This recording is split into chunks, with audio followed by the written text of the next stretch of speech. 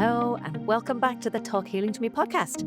I am your host, Karen Dwyer, and today's guest is one of our most loved practitioners inside the MS to Success programs. She's smart, no nonsense, and brings a beautifully grounded take on healing.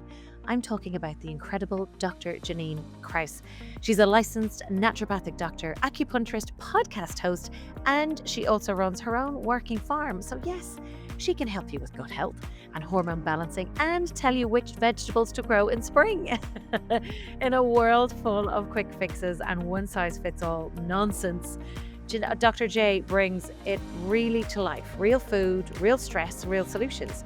So if you've ever found yourself wondering what actually helps with fatigue, mood swings, inflammation, or just feeling like your body's letting you down, this episode is for you.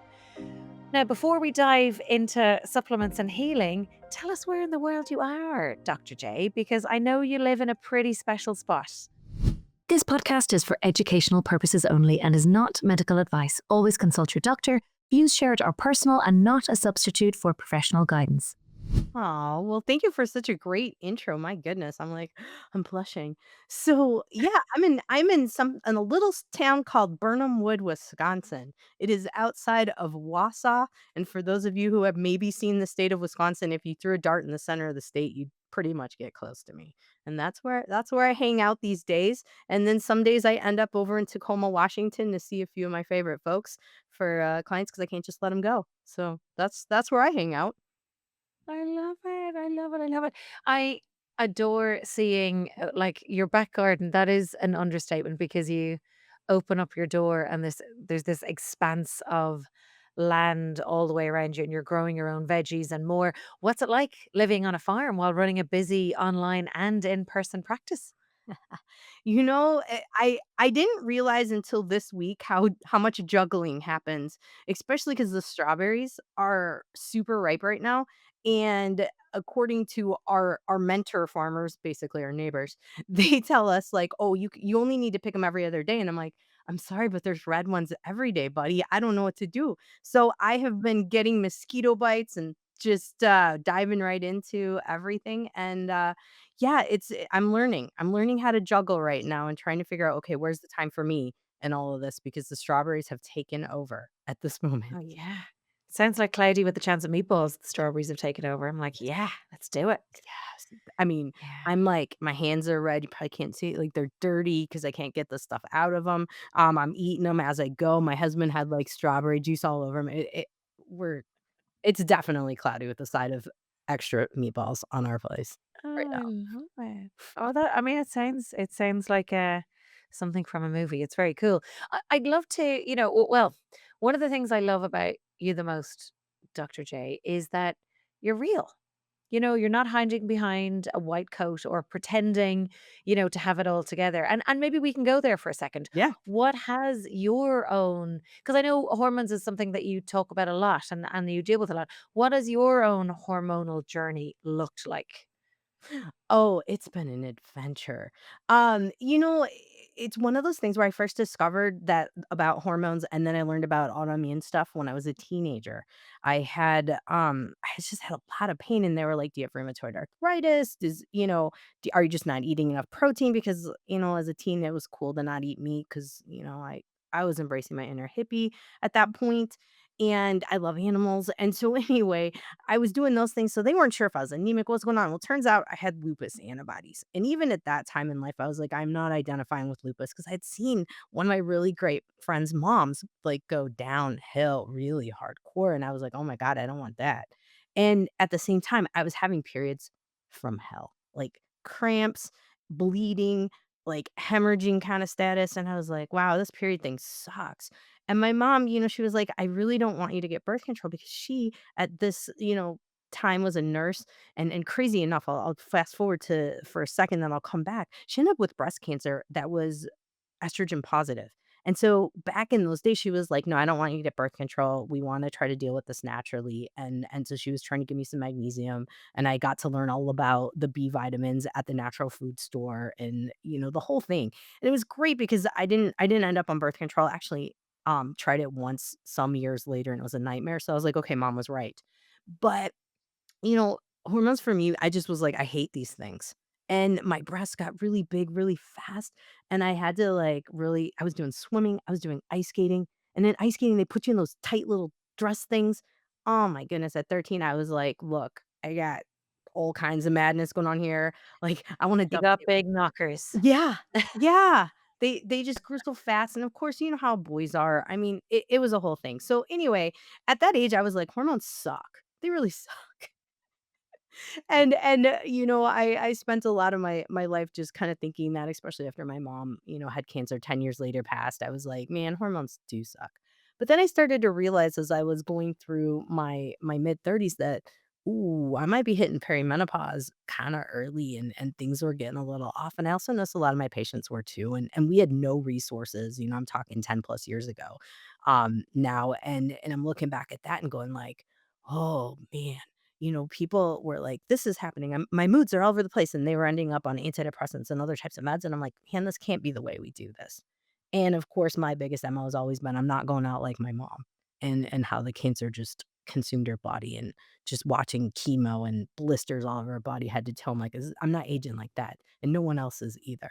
And so, yeah, I just kind of took my hormone journey and was like, "Hey, if the antibodies come back up and go back down, fine. I know what to do. Food, and stress management." And I just recently did have last fall, I did have a little resurgence of the antibodies coming back up on me, and I was having a lot of pain, and you know what? We got it back down, and that's all that matters at this point, and that's why I'm here to help other women who, I don't want people to go with labels and end up wearing the T-shirt and going to all the, parades and everything for it. I want folks to be like, okay, this happens, and let's figure out how to move forward." And that's how my hormone journey has been. And even now, I am using hormones bioidenticals to help me kind of control things, more progesterone than estrogen. I do microdose it a little bit, and a lot of neurotransmitters and things to help my brain, since that seems to be what's got me lately. I love that. I love that. Thanks for sharing. And I'm sorry to hear about your mom. That must have been really difficult to watch, especially, your caregiver and being in pain like that. And then having your own kind of little markers and red flags around, autoimmunity and thing as well. That's frightening. Is that what you think thrust you into studying and becoming a naturopathic doctor? Oh, for sure.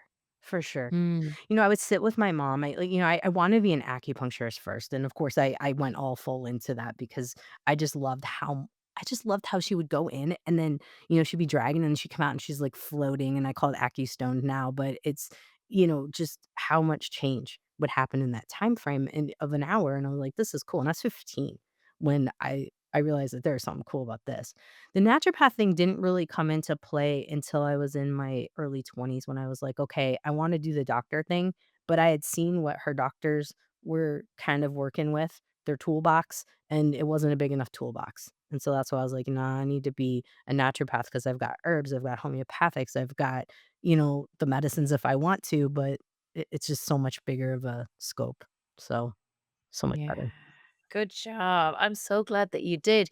Like we've spoken about it before, and obviously in MS to Success, we're there to bridge the gap between the medical model and everyday life because there is so much that's missing, and so many of our clients have, just been told to go home and, maybe adapt their homes or, cross their fingers and that's about it, which is fucking bullshit. Excuse my language, but it really irks me because there are so many things out there. I'd love to talk to you. Like, what do you see in the gaps in chronic illness and fatigue and those mystery simple? Why do you think so many people, especially women, are being dismissed or left in the dark? I think at the end of the day, anyone who became a doctor really did wanna help. And I think what ends up happening at the end of the day is we get fatigued. Chronic Mm. illness is hard to deal with as a patient and as a physician, and I think at the end of the day, what a lot of docs have is fatigue because they've seen so many patients throughout the course of that day. They've lost, some of their compassion, and unfortunately, what happens is we end up with quick decisions and not being able to sit down and research and look at like, okay, here's the whole person, here's their lifestyle, here's their habits, here's all the things that are going on. That doesn't happen. in a conventional visit. It's not the doctor's fault, it's the insurance and the system's fault. And gosh darn it, I tried it for years with insurance to try to make my model work in that realm. And in 30 minutes, you go crazy. You can't get enough. You need hour, and sometimes I've had 2-hour, even 3-hour visits with folks because sometimes we need that background information. And it doesn't have to be Mhm. every visit, but at least a couple visits where you can get all of that because, it's almost embarrassing, but I'll admit that this has happened. Like, sometimes the solution for a lot of people is they need more water. Like, they're just not drinking enough water. They're not pooping. I mean, some of the really basic things are not sleeping. And it's hard to uncover this when we're, like, trying to figure out, like, okay, do they have the right medication dosage? Are they, balanced here? And so I think for a lot of women, unfortunately, we do get brushed off. And I'm not going to say that there isn't some bias in both medical communities, Western and the naturopathic, because we were taught a lot of times, like, a lot of what's going on as we're in midlife going forward is a upstairs, right? And not all in your head per se, but maybe we need an antidepressant. Maybe it's time to do something like that. And so a lot of us will get that handout of like almost like it's candy, here's your antidepressant. Let's move forward kind of thing. And it's sad, but yeah, we don't have enough time in the Yeah. conventional model to really work with chronic illness, and it becomes frustrating because when you see someone over and over again and they haven't been able to make progress because either A, you weren't able to work as a team and figure out what really gets that person motivated to make change, because that's part of it. A lot of docs will be like, "Oh, they just never make any change." Well, it's because we haven't figured out what works to make the change, you know? Yeah. It's sorry. Yeah, I agree with you. It's such a missing. It's such a gap. It really, really is, and I think it's becoming wider, unfortunately. Mhm. And I think there's so many things that are out there, the instant gratification, the chat GPT, the going and doing things. But I think you've mentioned a really great point because, if someone tells us what to do, you can go and do it. But a lot of times you're not able to review yourself or cheerlead or, those self-sabotage patterns like whenever you just get busy or distracted or whatever it might be that's going on. So I think that secret sauce of having someone there looking out for you and working with you to get to what root cause is rather than just putting a band-aid over something and hoping for the best. Because what I see so often is like Katie Gwynn is probably a great example of this. I don't know if you saw this video. She's in the MS to Success program. She shared this publicly, so I'm not sharing anything that's not a thing. But she um said in one of our calls recently that she was diagnosed 28 years ago and she's done all of the programs. I mean, you name it, from stem cell therapy to different, hospitals to different diets, exercise programs, all the rest. And she said this is the first time that anybody has put the mind and the body and the coaching and the support and the movement plan and everything in one place because and it's flipping hard. Like, Mhm. as a business, it's hard to do that, to give somebody a personalized plan and to treat them and to, check in and to record all of that stuff. But it's what works. Mhm. And it's Mhm. great news and it's terrible news. It's great news because yes, it's possible and we know that it is possible to reverse things. And then it's terrible because it's really hard to do by yourself as well.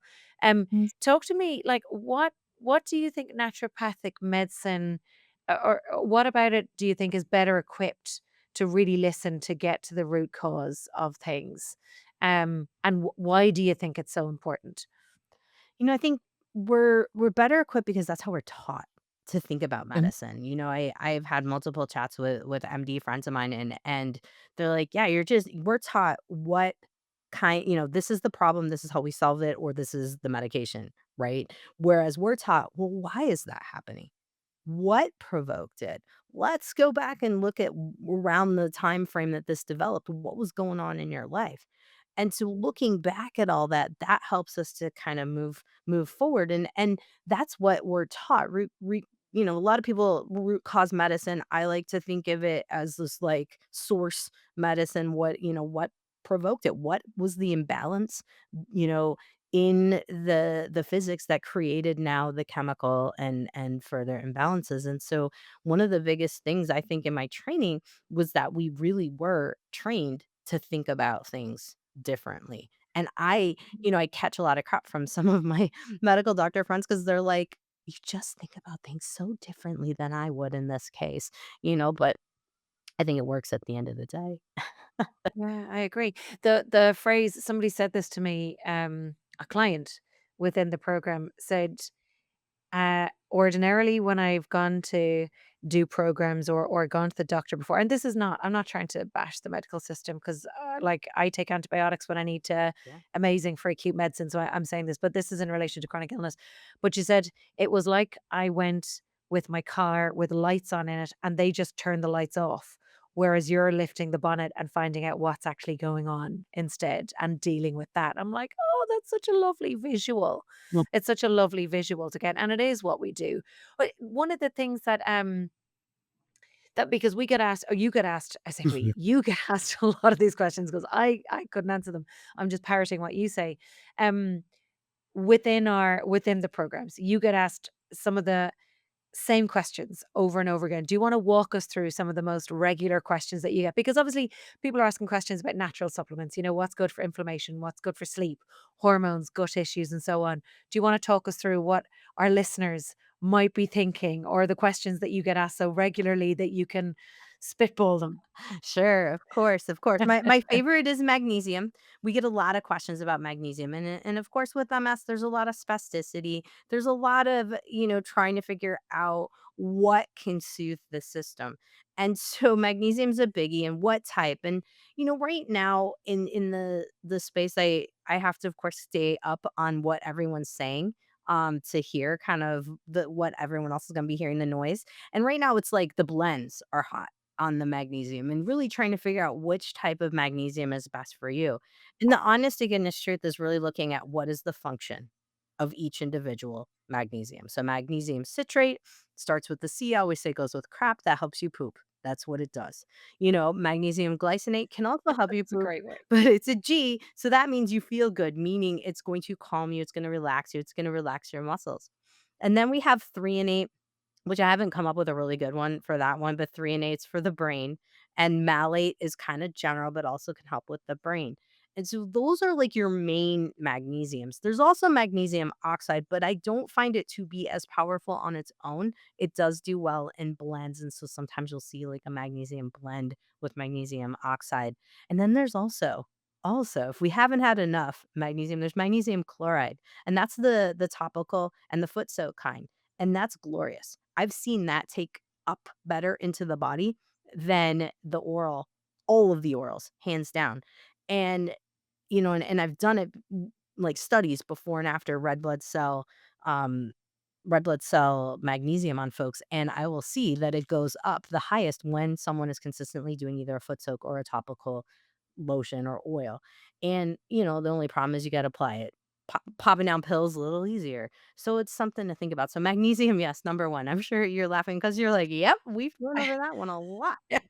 I know what the next one is on the alphabet for you as well. Vitamin D, is that Yep. Yep. Vitamin D. Oh, vitamin D. And this is the kicker, like, right now, like, conventional medicine space is now starting to come on board with the vitamin D and the higher levels of vitamin D. And so, I look at the low level and the upper level, and I try to shoot a little bit in the medium middle of everything. So, no matter what country you're in, looking at your range and trying to shoot for the middle there. And looking at the type of vitamin D, D3 is the most, absorbable, best kind there for the body, and looking at dosage. Everybody's different, and so we've talked about, like, what's a base dosage compared to, like, a big dosage. Some people need 10,000 IU a day consistently, otherwise their levels will drop off, while other people can do about 2,000. You have to do the before and after testing. That's the only way we know. And that's something that I can't tell someone like your best dosage is gonna be right around here because I don't know. And also people need to test. Yeah. They really need to test and see what their levels are and if they're absorbing it, Mhm. as well as taking it too. One of the other things that we've spoken about is the D3 and K2 and the spray and the taking that as well. Any thoughts on that? Because I know we'll get some comments and questions on it, so I might as well ask you up front.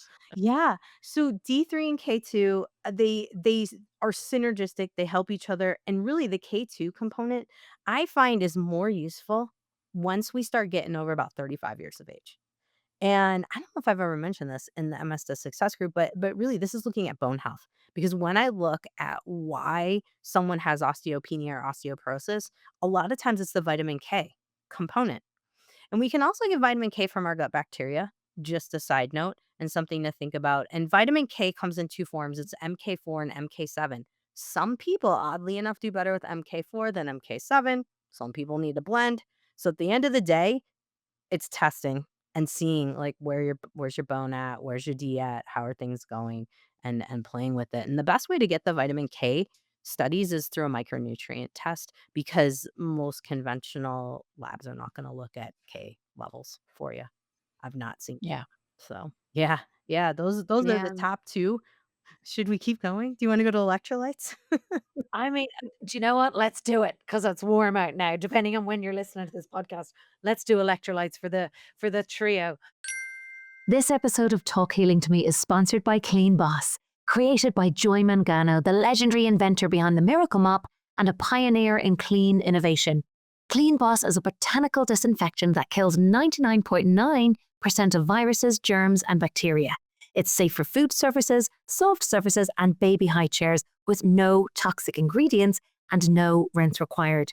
It's also a degreaser, odor eliminator, and all-purpose cleaner that works as hard as the chemical heavy stuff without the health risks. Check it out at getcleanboss.com/Karen for a clean, better, and living safer life. Yes, the electrolytes are another really common one, and the way I think about electrolytes and the way I kind of explain them to folks is like if you're really tired, you may need some electrolytes because they are your signaling molecules. Potassium, chloride, and sodium are amazing for that. Calcium's also another one in there that can be depleted. And so I always tell folks make a really good look at your labs. There's something called comprehensive metabolic panel. The calcium will show up in there. And like if you look across the board at those, you're gonna find, like, if you're on the lower end, you may feel a lot better just giving yourself a little bit of electrolytes. And so then, of course, the question becomes, what brand? What do we do here? Typically, I try to make my own. I think I've given my recipe a couple times. It's literally a quarter teaspoon of something called Redmond's real salt or Celtic salt. It's a pinch, which is like a 16th of a teaspoon if we're going like American, it's like nothing, it's fairy dust, of potassium bitartrate, which comes from the format of cream of tartar, and then it's about a half a teaspoon to a teaspoon of just straight up honey, raw honey, or maple syrup, organic maple syrup, something to give it a little bit of sweet for you. Mix it up in about 12 to 16 ounces of water, filtered, of course, and boom, there's your homemade electrolyte drink. Super simple. You can up or down the potassium if you trend towards lower. You could get yourself bulk potassium citrate. You don't have to use all your cream of tartar because sometimes that can be expensive and maybe you want to make biscuits. I don't know. So, gotta think about those things. Nice. Might need that. But, like, brands, there are so many out there. The biggest thing I tell folks is if you're looking at the brands, you wanna be looking at the ones with the artificial sweeteners at, like, the most minimal amount. There's a brand called Salt, SALTT. They're kinda cool. I like their stuff, and there's also another brand called Good On Ya. They're cleaner versions of things. They too still have sweetener in them. Salt, SALTT, actually has capsules with electrolytes, and so you could do that and not even have to Oh, worry nice. about the sweet component. There's also a company, Hammer Nutrition. They've been around for eons, and they also have electrolyte capsules too, or tabs or something they call them. But that's another. I've never seen them in a tablet form.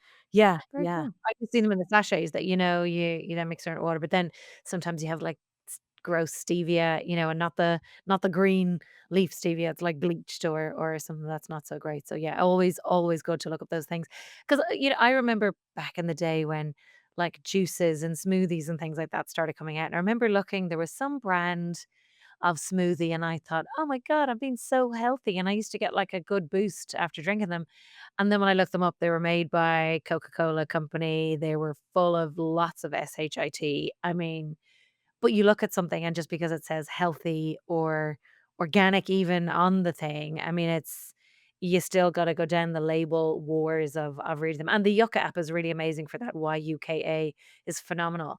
I because I love them so much, and I thought this was brilliant, um, when I was starting the podcast, I remember thinking, I wanna give back to them because they're so good. Because I pay like a subscription. So it was like a voluntary thing. And I offered it to them and they said no because they won't affiliate with anyone because they want to remain in integrity and Mm. not have any, and that made me love them even more, which I thought was beautiful. So there you go. There's a really good Integris brand. Um, Coming back to natural remedies, because I mean, I love, everything from castor oil to making, my own skincare and just really going back to our basics. Because I think we've lost some of that legacy that our grandparents and other generations used to rely on because everything is just so easily available and everyone's busy now. What are maybe some of your favorite natural remedies that you think more people should know about? Oh man, one of my favorites would probably be the brain stuff. And I think it's because a lot of us really are overwhelmed with life and things of that nature. And it kind of plays in a little bit to the adaptogenics. And so adaptogenics are helping us to adapt to stress. And maybe we use these terms, but maybe we think of them these things just as like stress relievers too. So if we're looking at brain boosting, I love something called Bacopa Moneri for boosting the brain. Also, there's another one called Huperzine A, and the 2 of those together can be really fabulous to help get the brain going. Now, sometimes How do you even spell those, Janine? Sorry, and sorry for interrupting you. Go back and say those 2 again if you don't mind. Bacopa Moneri, so Bacopa, and then Moneri, I believe it's Moneri, but there might be 2 N's, so we have to don't quote me on that one, guys. It might be Yeah. something close in there. And then Sorry for making me spell it. it's okay. It's a good test for me to remember, like, how do I spell these things? So then Huperzine is Huperzine and then just the letter A. That one I'm Okay. confident on that spelling there. And so I'll often Yeah. use those 2 because they will help with, like, a little brain boost, but what also can help depending on where someone is in life, depending on how well you're breaking down your proteins, is using things like tyrosine or tryptophan. And tyrosine is a precursor to dopamine. I love tyrosine. It can be very lovely for a lot of folks who are just not feeling the motivation. They're not really depressed, but they're just like kind of feeling lump on the loggy. And vitamin B6 goes well with that too to help boost those. So I will use those for brain power. And then I will also use, and I quickly need to go back for a second. Tryptophan is a precursor to serotonin, and 5-HTP is the form of that that can help with feeling a little bit more depressed. So that's another thing, and it can also help to relax you at night to sleep. So, side note there. Now, if we move towards the adaptogenics, which is I think one of the things where we're starting to learn about adaptogenics a little bit more, but it's still a little bit on the low end. Um, these are herbs like holy basil, ashwagandha. Ashwagandha, a lot of people know about now. Holy basil, not as much. Things like Romania root, rhodiola, schisandra berry, even Siberian ginseng, or even American ginseng if you're tired. Siberian is really good for kind of that tired wired, and the I like the Romania root for someone who's just really worn out. These can be some great things to try out. Holy basil is great for just calming anxiety. Ashwagandha can be great for calming anxiety, great for helping with promoting sleep too. And so these are kind of some of my favorite herbs I love to look at. Schisandra is great for if you're just angsty. You're feeling angry about everything. That one's a real good one to pop in and just soothe that liver a little bit. And so speaking of that too, that's the other big thing I've been really starting to dive back into is Chinese herbs. I let them go for a little bit, I don't know why, and now I'm really starting to love them again, and they have a lot of these same herbs I just talked about in them in formulas that have been around for years and years to help people too. Beautiful. Yeah, Yeah. yeah. I love that they have those bottles and the liquid's like black and it looks like something from Mary Poppins that, you pour it in a spoon, you think it's gonna change color as it's coming out. Oh my Oh, that's brilliant to hear all of those natural things. What I love hearing you talk about so often, that's why a lot of the times I have to get you to spell them because I need to see it visually, and I also wanna be able to and for everybody that's listening as well, that they can, because 'cause they're probably typing in their phone right now, you're really viciously taking down those notes and typing really quickly so that they can actually go and do a little bit of discovery True. themselves. I love hearing you answer those questions because our clients are amazing, as you know, and they'll come and ask you so many questions. Your brain power and ability to recall so many herbs, supplements, but to be able to answer questions about everything from allergies to sleep to, I mean, you name it. It just fascinates me. Your brain. You're amazing, amazing, amazing. What I'd love to hear, because you're such a voice of calm and clarity and focus for our clients. What is your experience like inside of the program, and what are the shifts that you kind of see in clients when they start to feel supported and seen? Mm. My goodness, they just the calm comes over them. Because when we're in a state of chronic illness, sometimes we can be grabbing for different things and like, what's gonna help me? What's gonna help me? And you're bouncing from one thing to the other. And the bouncing kind of stops and we start to be able to just kind of take things in. And I've noticed that a lot of folks now are starting to ask more questions around vagus nerve and nervous system balancing and that and red light and those kind of things versus, what's gonna help me with this? What's gonna help me with that? It's more now shifting to what's gonna help me with everything. And I love it. I love seeing that within the Yeah. group. Yeah. It is that sense of inner strength and calmness because they get to know what works for them and what doesn't. And I always say, and I'll speak about myself, when I had the diagnosis of MS first, I was like Velcro. Everything stuck to me because you are like, tell me what to do and let me do it. And you're in a state of panic. And it is that feeling of, the shoulders going down when somebody comes into the program because it's like, oh, I have a plan. I have experts. I have accountability. I have coaching. I'm good. So it's like getting into a pool of water and you can just kind of chill on your lilo. And of course there's work to do as well, but it's instead of like the doggy paddle and being stressed or anxious about it. But that's so great that you see that too, because obviously, you'll see them whatever amount of time that you see them that you're in there, and I see them a little bit more in all the rest of the calls as well. But I'm so glad to see that you experience that too. If someone is thinking about maybe they've been diagnosed with a chronic illness, whether it's MS or something else, or maybe they're thinking about joining MS to Success, or they're going the naturopathic care route. And if they're on the fence, what would you say to them?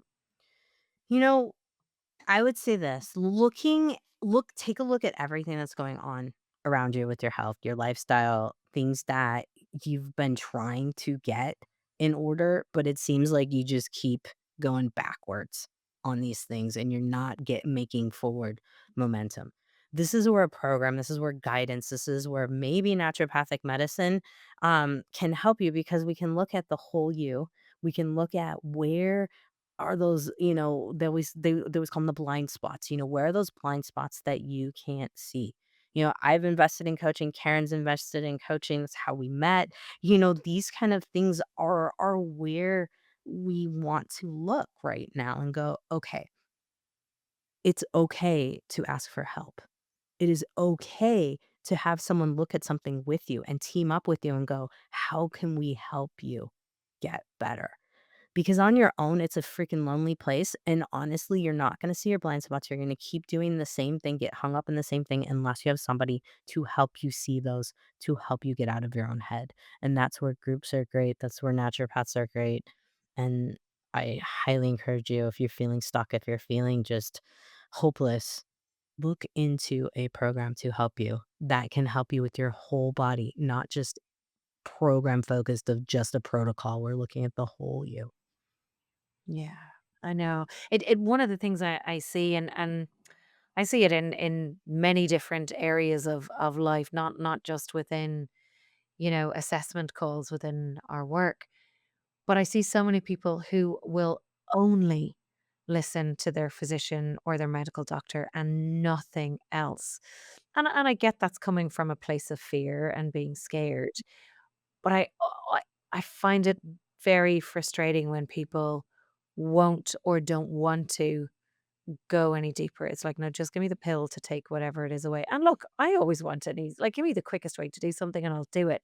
However, and I think that analogy that that client said about, turning the lights off in the car, the engine lights off rather than actually going to the root cause.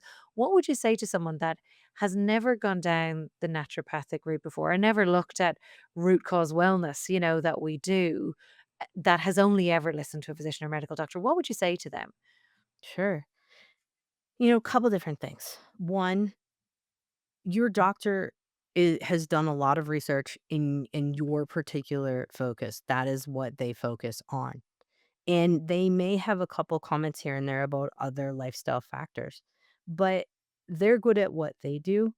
There are coaches out there that have been in the same shoes as you that are good at helping you kinda tease out some of the other sides of life that your doctor maybe isn't focusing on because they're worried about, making sure that your meds are right, things are going there. One doc alone can't do it. And that's why you have multiple people in your program that are helping support your clients because one person alone can't do it. You absolutely want to be thinking about like what other things are out there.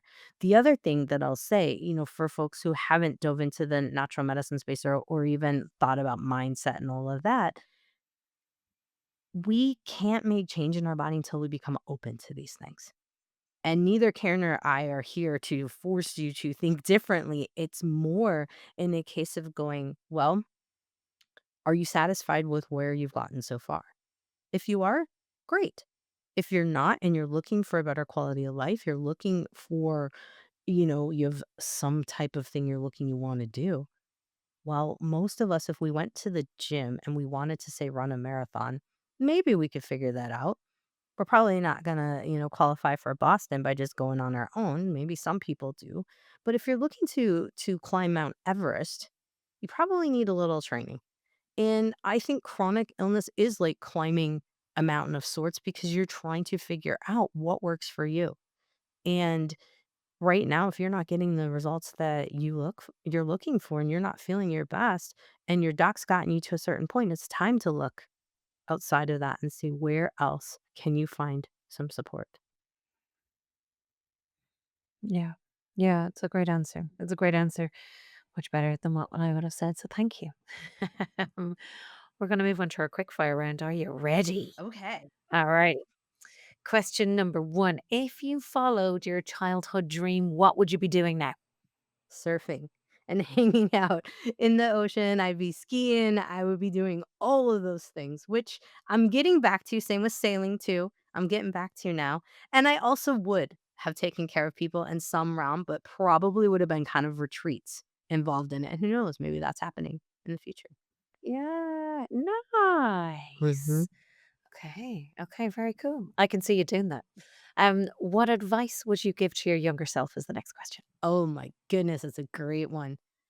Don't listen to conventional advice about money, about how you need to work yourself to death, to make money. Also about, really I would really out of everything, play. Go back to playing. Mm. You're never too old to stop playing and, adulting isn't all it's cracked up to be. Go have some fun. A little bit more fun. So that's what I tell my younger Oh, self. I love that. That's one of the pillars in the program that we plan fun every single week. So, so, so important. I'm so glad you said that. Next question. Who inspires you the most? My goodness. Honestly, people like you who have great programs, I'm always impressed at all of the help that folks out there are giving. I like being a sidekick versus a formal like the leader of these groups. And so that's inspiring. And honestly, the one person, even though he's given me a lot of crap over the years, my dad. He's a great dude. Oh, He's given me a lot of funny advice, but he's also, like, been there for me for all of the ups and downs, and the man's 89 gonna be 89 next week, and, like, he shows me his little workout routines and tells me what I need to do, and it's cute. It's really cute, and yeah, he gives oh. me a lot of inspiration because he's I saw him on your socials recently doing his workout is very isn't inspiring. it cute from high school? What a He remembered it from cutie. high school or grade school or something. I think it was grade school. Wow. Well, it's obviously stood to him well. Yeah. Oh, good job. That's really sweet. Yeah. The next question is, was there a particularly dark day that turned into a positive, and what was the lesson? When you first told me you were gonna ask this, I was like, "Oh, man, I've got a few of these," but honestly, my best one was when I was at a low point with a lot of pain. I have a lot of low back pain. I slipped a disc some years ago, and, also part, I think, of the autoimmune component going on in my world, and one day I could not get off the toilet. My pain was so bad. And Oh I no. had to ask my husband to help me out a little bit on that and, help me with wiping my rear also on that. We figured it out, and you know what? After that, we got me up and off, and it sparked me to realizing how important it is to work on mobility, kind of back to dad, but also, like, how important these kind of things are, but it also got me to realize that, I was when you go through perimenopause and menopause, and women probably can see this, we get sometimes frustrated with our partners, and we sometimes don't we underappreciate the amount of help that they actually can provide and how sweet they actually can be. And so this poor guy had to help me out on that day. And so it turned out where I realized, one, I got to work more on mobility. It's just a wake up call, but also for him or for me in my relationship with him, that how special he is and how lucky I am. Yeah, to have a good dude. Yeah. Oh, Yeah. I love that. Thanks for sharing that with me. And that, look, I'm sure that was all kinds of emotions bringing that up, but I really appreciate that, and the lesson coming from it as well is a very valid one indeed. The next question is, what does your ideal day consist of? Oh my gosh, my ideal day. Waking up, getting outside to the first morning sun, doing my little qigong out there, which I do almost every day now, which is awesome. And so Nice. we get outside, get out in the sun, get a little walk after that. Then it would usually go into like a little workout. Then I would probably see like a few clients in between there, work on some masterminding with folks as to what to do with their health. And then it would be probably in the summer weather, it would be get out on a lake somewhere, go play, maybe sail, and then go home, have a nice lovely dinner, and then kick my feet up out in the garden, kick my feet up, look at the garden, see what's going on, maybe pick a few things, maybe water a few things, and that'd be an ideal summer day. Yeah. I mean, shove strawberries in your mouth as well. Mhm, I mean, who wouldn't do that mhm. with them sitting there? Yes. I love the sound of that day, Yeah, Jay. I love the sound of that day. yeah, Okay. yeah. If you had a roast dinner, so say it's like your roast potatoes, this is a very Irish question now, Okay. okay? It's either protein, some veg, whatever else. Would you eat your favorite thing first, your favorite thing last, or a little bit of everything together? Ooh, gosh. I'm a mixer. I like to have multiple things to get the full flavor profile, so I would say everything together for sure, for sure. No, I'm the same. Mm, I'm the mhm. same. And the crispy bits at the end. Those are Yeah. good too. The crispy, salty bits. Yeah. Speaking of food, if you had three people that you could choose to have dinner with you, and they can be past or alive, who would they be? Oh, man. 3 people. Honestly, I bring my grandma back. 'Cause I feel like we didn't have Oh, a good amount of time together. I'd probably bring my mom back because then that would be fun to have the 2 of them. And honestly, I'd probably bring my aunt. Like, bring them those 3, the ladies in my life back and get a little bit more wisdom from them to kinda share with the folks going forward. That'd be kinda my thought. oh, Yeah. I've got like visions of the Golden Right. Girls. Um, oh, very Can I add cool. Betty White Very to cool. that? I would bring her too. Yes. She's I so mean, fun. always, always, always. Oh, we love Betty White. What is your favorite song? Oh my gosh, Girls Just Wanna Have Fun by Cyndi Lauper, hands down. My friend went to see her a while back. Niall Palmer, he went to see her. I don't know where he saw her, whether it was in London or another country, but I was very jealous. She's such an icon, Yes. Yeah. such an icon. And the work that she's doing for people's rights and choice and things like that is just phenomenal. Phenomenal. Love her. Mhm. What book do you gift the most?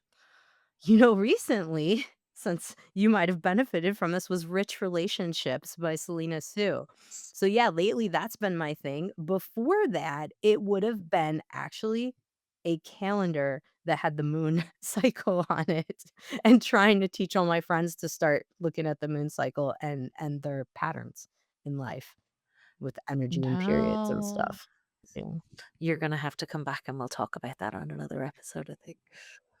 Yeah, we didn't even go into that, which I think we should do, but that's a great thing. And also, that is my next book to read. So thank you for that. I look forward to reading it. I got a lovely gift of that in the post. And then the last question, Dr. J, is how do you switch off? Hmm. That's a great question. And that's one of the ones I had to learn for as probably one of my life lessons. I switch off usually when I go for a walk and don't bring my phone with me. I switch off while I'm sailing.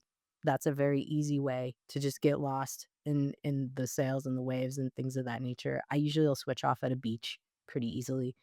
And then weeding in the garden is a very, Yeah. very good switch off. And so I've given you all my brain switch offs, and then my other switch off is float center with the magnesium floats. That's like my whole body switch off, in addition to When you have no cuts on your body. right. Oh god, that burns. Oh, If you have a cut, it stings, let me tell you. oh, yes, yes, I highly recommend not doing that. That is yeah, mosquito bites right now, probably not a good thing for me. But yeah, that's the one place I can get, like, my whole body to shut off in addition to having acupuncture. Those are the 2 where I do like to get that too. Oh, can we do Freaky Friday and swap? Yes. I wanna jump into your life for a week, please. That'd be lovely. Eat all the strawberries, go for a float, have some acupuncture, hang out with your dog Brian, be on the farm. I mean, yeah, Mhm. I think I need to visit you. I'll just invite myself over, Dr. J. Thank you so much for joining us. You're a brilliant, brilliant practitioner. I feel very grateful that we have you as a practitioner in MS to Success. We love you. Our clients love you. So really, really thank you. And I love that you're so real and you're so relatable and really helping people reclaim their health without the fluff. And you reminded us that healing isn't a pill or a protocol, and it really is a lifestyle. And with the mindset, with the connection back to self and nature and everything else that goes with it. So, if you want to dive deeper with Dr. J, check out her podcast called The Health Fix, or you can head over to her website, Dr. Jannine KrauseND.com, or connect with her through the MS to Success program. As always, if this episode has hit home for you, go ahead and subscribe, share it with someone who needs hope, leave us a review. It helps others find this space. Until next time, be kind to your nervous system. Feel your body feed your body with real food. Should I just say you can feel it as well? And never forget to talk healing to yourself. Dr. J, thank you so much. My pleasure. Thanks, Karen. Thank you to our sponsors of this episode. You can visit getcleanboss.com/Karen. And also a thank you to our video and podcast producer and editor, Aoife McNamara at Imagine Media. Thank you.